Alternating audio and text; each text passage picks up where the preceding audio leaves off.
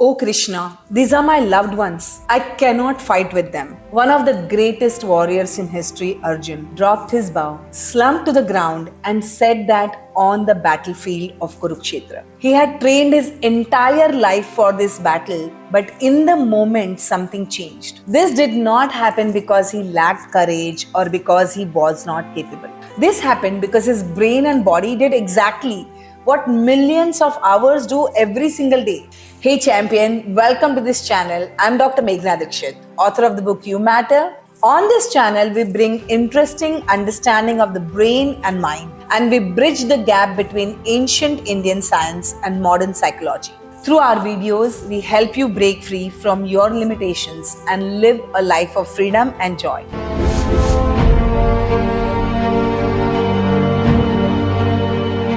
Now think about the last time you froze. Maybe it was before a presentation. Maybe it was a difficult conversation you had rehearsed 100 times. Maybe it was a decision you knew you had to make, but somehow you could not. You told yourself you were weak.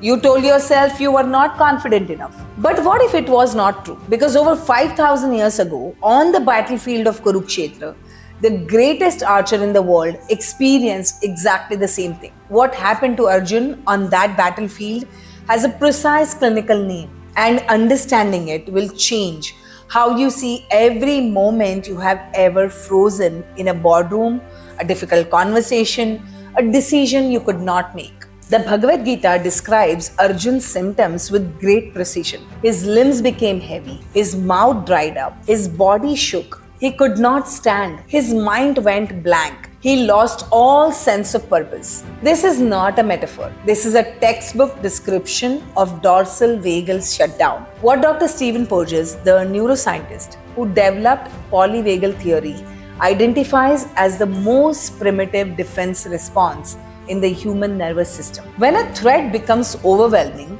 when the nervous system calculates that fight or flight will not work, it shuts the body down.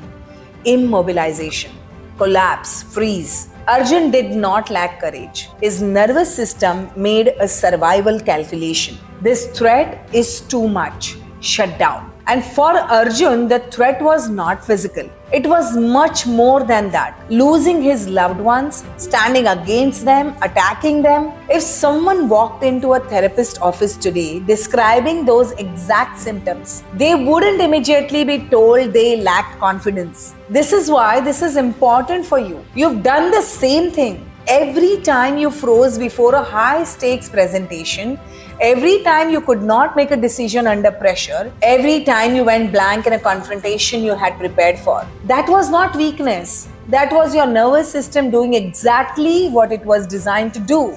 Let's consider one more thing.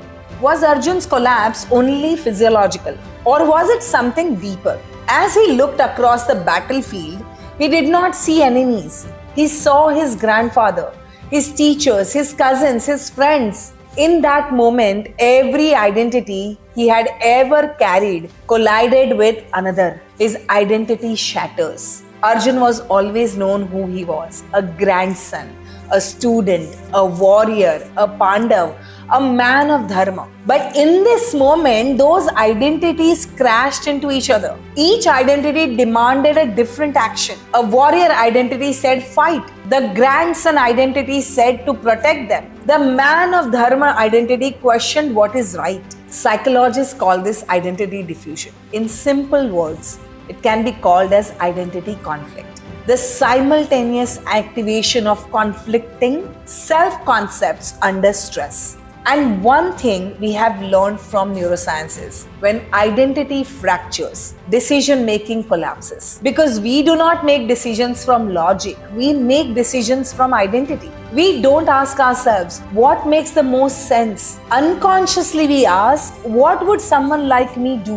When our identity is clear, decisions become easier. When our identity fractures, decision making becomes exhausting. Think about the executive deciding whether to prioritize family or career, the entrepreneur wondering whether to protect employees or save the company, the doctor balancing compassion with difficult medical realities, the parent trying to be both loving and disciplined. These are not intelligence problems. They are identity conflicts. And that is exactly where Arjun found himself. He no longer knew who he was in that moment. When identity collapses, action usually collapses with it. And this is where the Gita becomes the most sophisticated coaching manual ever written in the history. Krishna does not argue with Arjun.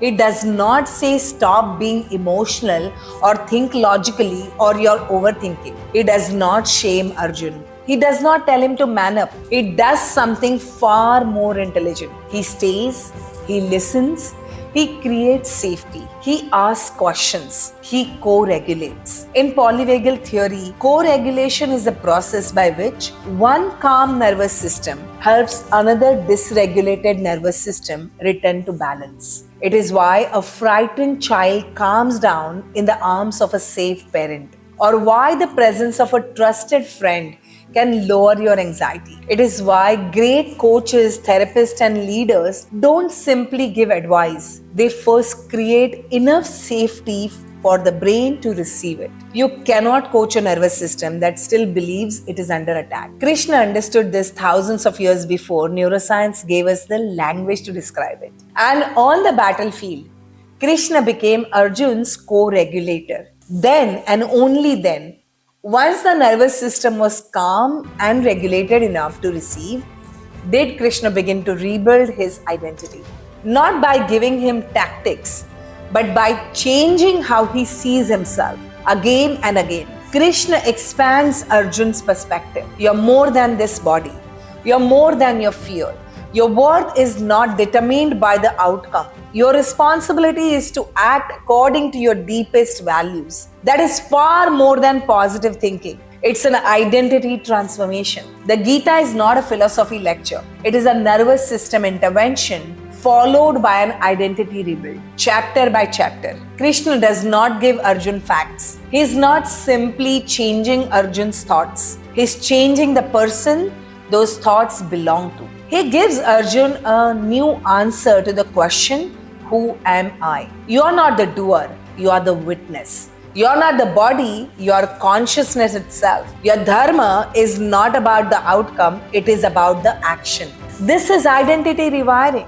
This is what modern therapy calls cognitive reframing at the deepest level. Reframing not just a thought, but the self that thinks it. And once identity changes, behavior naturally follows. The next time you freeze under pressure, I want you to remember Arjun, not as a failure, as a human being whose nervous system was doing its job. And I want you to ask yourself 3 questions that Krishna essentially asked Arjun.